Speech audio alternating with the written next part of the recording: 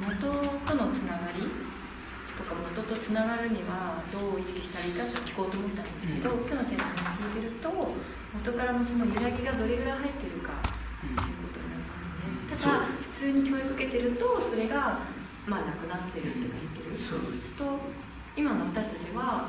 どういうふうに、どういうきっかけでつながるというか、どういうふうにしたらいいですか。一つはね、その指示こそまず開くことね。揺らぎが入ってくるのを閉じてれば入っていかないでしょ。これが開くことですよ。つまり感受性ですよね。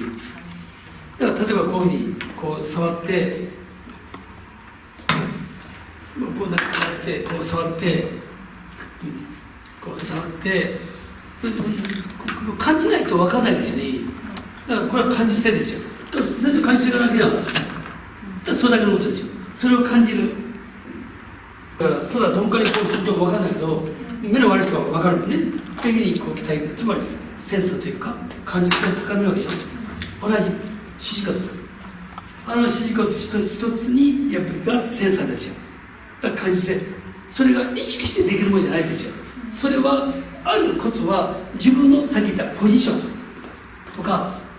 こう社会的なことだとか、あるいはもういろんな意味においてそれぞれ全部それぞれあるわけですよ。そういう自分でいると、それは結果的にどういう言い方するかというと、感受性が高まっているということですよ。その変化を感じるという感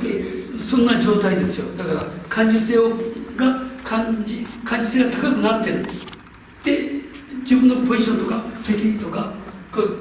考えている言い方によって、そういう言い方ができるのは、だからそこから入ってくる揺らぎの結果なんだけど、ということは結果的に、だからそこが発達している、あるいは感受性がいいということですよ。でそれをもっと高めたいというんであれば、だから考えること、だから自分の家族だけとか自分だけとかいうふうに考えてる限りは、だから開かないんですよ。もちろん家族のこととか考えることで開いてるものもあるんですよ。開いてるから家族のことを考えるんだけど、だからそれをもっと広げて、もっともっと広げて、人のこととか社会のこととか、もういろんなこと、どんどん地球のこととかという、どんどん広げると、地球を飛び越して宇宙として一番最初にここに届くわけですよ。それがね、そういうものがここまで宇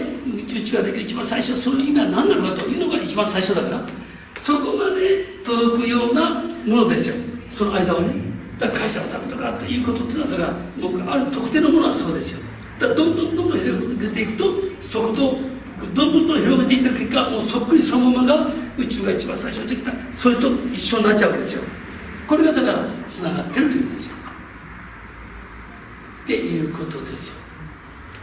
だから気持ちはダメなんです。脳の中がそうなってないと。で、こういうのもあるでしょ。自分が本当にそう思えばそれを達成できる。私はそうですよ。もう昔にこう思ってこう思ってほぼ達成してきてますよ。ほとんど達成してきてますよ。ちょっとずれたけど、10年とか何年かずれたか分からないけど、ほぼ達成してきます。私はもう何十年前にこれから何十年かああいうことやってこういうことやりたいって言ってずっともう記録してきてるわけでしょ。それが何十年経ったらもう OKOKOK もう大体 OKOKOK ですよ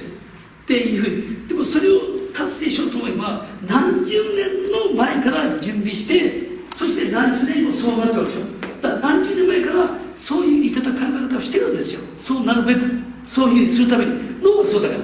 脳がそのための目的のためにあちこち電気ついて、それを達成するためにどんどん脳がそうなるから、そういうことのためにそういう言い方をするわけでしょ。そういう考え方、言い方をするから、結果的に自然にそうなるんですよ。